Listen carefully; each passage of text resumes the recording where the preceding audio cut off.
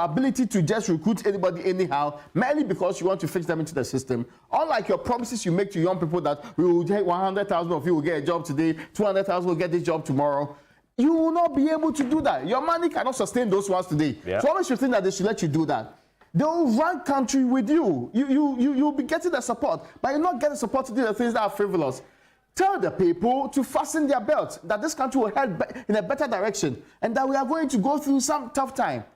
That is why you need to tell another thing, honestly, that I think must happen. The president must address this country. I agree. The president must do a national address. Mm-hmm. And, you know, he's a leader of the ship. The ship has almost sunk. I was going to say sinking, but it's almost submerged now, this ship.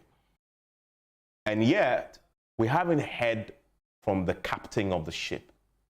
We haven't. To be very frank, what we are going through right now, it is the biggest, deepest economic crisis of our generation. Mm-hmm. What we are going through right now is the deepest, most serious economic crisis of our generation. Complicated and made worse and aggravated by COVID and the Russian-Ukraine war. There's no doubt about it. Now, in time of crisis, that's where leaders really lead. In time of crisis, that's where leaders really lead. And they don't lead by hiding. Mm-hmm. The leaders, in time of crisis and in time of war. Yesterday, I spoke to the defense minister, and these were his words, that we are at war without fighting. That's true. And asking what war? He says the war that we're currently facing is a war of the economic crisis that has hit the globe, that has hit us. He's right. But when you are at war, that's where the leaders must lead. The leader must lead from the front and not by hiding. We've seen a flyer of the vice president going to speak at some event on the 14th or so. From what I understand, this event, he had agreed to it way before we went to that. That's fine. But from those who work for him, he's still going to take an opportunity to speak to the issues. Mm-hmm. I must admit, humbly, that this is not a time for the vice president. That's true. Although he wants to be president, this is not the time. We need to hear from the president himself. Like he did during the COVID times. Like he did during COVID. Look, this crisis, COVID, lives were at stake. This crisis, even more lives are at stake. That's true. You see, COVID, we are pushing into poverty. COVID, we could count how many people are dying, how many people are on the ward, how many people, we could count that, and so you could see it, you could feel it. Yeah.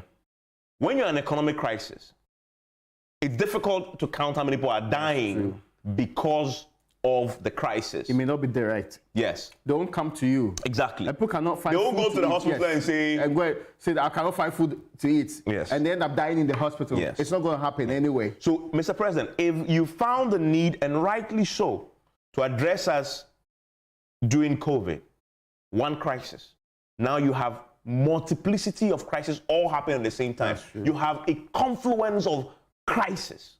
Everything else melting pot. It's convergence of things that are happening, making your people's life more difficult. Because I go back to the early 2000s under Acquah. One of the first things Acquah did, I remember very well, was to address this country. In fact, as a young man growing up then, I mean, I just started journalism, my first introduction to the phrase tightening our belt was because of Acquah. That's true. Right? He went out on the national television, did a national address, and told us, look, we are in crisis, and we need to tighten our belts. Fuel price was going to go up. We're in similar times. Mr. President, he cannot hide, honestly. The president can't hide. In fact, he sat in cabinet, directed the finance minister, he got his information minister to issue a statement. Now it's time for him to face it. He should know. Look, if he doesn't speak, he's the general of this army. He's the general, and your troops are at war. Very demoralized. Your citizens are dying. This, and I insist, this current what we are facing, it is the biggest crisis of my lifetime, definitely, I don't know about yours, that we'll possibly ever face. We need to see our leader leading from the front. I know it's difficult. I know it is a big humble pie he has to eat. I know he has egg on his face and his government. But in spite of all that, first of all, as I said in the beginning, what we're facing, the political backlash is your own creation. If you had not demonized the IMF and said never again, and said no, almost over our dead bodies, this wouldn't have been an issue, because we would have understood you have a crisis, you have COVID, you have Ukraine, you have other things. We would have understood that. But you created this whole mess. So I see the difficulty in coming and standing in front of the cameras and talking to this. I told you this was an impossibility. I see but now we are there. I see why the kind of it would be difficult for him to stand in front of the camera. I see why the president will. But Mr. President, it is precisely because of moments like this that we vote for president. Yeah. Precisely. Yeah, that's true. So it is not acceptable that we are where we are and we haven't heard from you yet. We have been told we are going to be hearing from your vice president. In fact, as for the finance minister, he has no choice that he resigns, because he will go before parliament for media review. That's true. I don't know if he has the moral authority to even go and do that there. But he will go. Yeah. If he stays in office and doesn't do the honorable thing and resign, he will go, because media review is a must, especially in that kind of crisis we are in. So for him, he will go and stand on the people's representative, and he will have to face the music there, right? So we will have a situation by late this year where vice president and the finance minister will both come in front of the cameras. Yeah. Right? And that's fine. It is unacceptable that the leader himself, the commander-in-chief of the army, of the Ghana Armed Forces, of the leader of this, the captain of the ship, which is sinking, isn't standing up in front of the camera and speaking to the nation on this. And you would think that some of these things, of course, he has political experience, considerable political experience, and he will know it. And I agree with you that there are difficulties in doing some of these things. But at the core of this is the fact that you've chosen to lead. Yeah. And that as president, listen, when we're going to COVID, not everybody in this country liked you. Yeah. But even your opponents had cause to say you have shown leadership. Yeah. Start from there. Let the people know, because food prices are skyrocketing. Yeah. Transportation, you can see it through inflation. In fact, Stephen Hank has been projecting our inflation far higher than we are doing locally. But we can see that things are getting difficult by the day. Yeah. And people are living it. You're not the one going to tell them afresh. But they will have hope of a better future if it's coming from the man they want to vote for, telling them that this is where we are. I hope we can get out of this with this and that process we have put in place. The executive president will have to lead the charge. Yeah. You have to be the person that will bear it all and tell the people that I took you through these processes and I'm going to make sure I get you out, no matter the consequence in the next election. Or else you might be seen as basically running away from what you have created by yourself. And that is a narrative you don't want. You don't want. Because people will then punish you or your political party in the future. And you know, look, whatever you think of Gabi Asare-Chidako, you have to applaud him. Because when the statement was issued on Friday, I spoke to people in Ghana. Nobody wanted to touch it. Nobody. He was available to speak to the next day. He was the first individual associated with government and party to choose a very, very big medium like Newsfile to say, I'm coming to talk about the matter. And he faced the bullet, faced the music. You can disagree with the things he said, right? But he stood in front of the camera, came on to Joy FM, Joy News, and came on Newsfile and spoke to the issue. Have you noticed that immediately he did that? Monday, Sunday into Monday, the floodgates open. Then almost everybody now started, okay, now let's go out there and then let's try to be part of the conversation, right? Whatever you say about Gabi, you need to applaud him. And I know Gabi will agree if I say that in time of crisis, that is where we see leaders. And leadership is shown. That example that he showed, that example must be shown by the president at this time. And I doubt the president would disagree.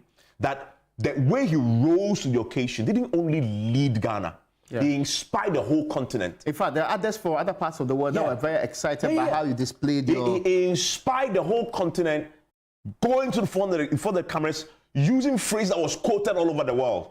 We don't know how to bring people back to life, but we know how to bring the economy back to life. That is etched. Yeah. Right? And he inspired us. We applauded him. He led us through that period. Look, I submitted, I did it earlier, that the crisis we are facing now is silently more deadly. It's very more deadly. Than, people are losing livelihoods than COVID. People are able to make ends meet. If he did that in COVID, he must do it now. And I understand why this is more difficult. Because of his own pronouncement, his pronouncement that is the government's conduct as far as the IMF is concerned. Not even only in 2016. Yes. But also in recent times. In recent times when he said all the things about we'll never go there and all of that. Yeah. I mean, weeks before they were saying we won't go. But we are already there. We understand that. You've taken the bold decision to access to engage them. I make the point all the time. It's only a fool who doesn't change his mind. And you've already made the change anyway. You've already made the change. So now there's nowhere else to hide than lead from the front. I really want to hear from the president tell me that I promised you that I cannot bring people back to life, but I can bring this economy back to life. I know that we have led you down this path, right? I know that difficult times are upon us. And I know I was your leader. I'm the captain of the ship that has taken you here. Yes, there's Ukraine there. You can bring the, it's okay. Yes, Ukraine that has made us worse. But we know that this has been a difficult time. And I can assure you that so far as I have breath and I'm your leader, I am going to walk with you and lead you through these difficult times with the IMF, and we will exit like we exited the last time. And go back to Kufuor and say, we went to HIPIC, we came out. Yeah. NDC went, I took you out. Because of all these factors, I have gone in, I will make sure that we get out of this. I want to hear my president make these pronouncements, but own a little bit of the faults and mismanagement that has led us here. Eat the humble pie in front of us all. Listen, look, we are all human beings. And I always say, one of the things that disarms a journalist, your worst critic, more than anything else, when you sit in front of them and say, listen, I'm sorry.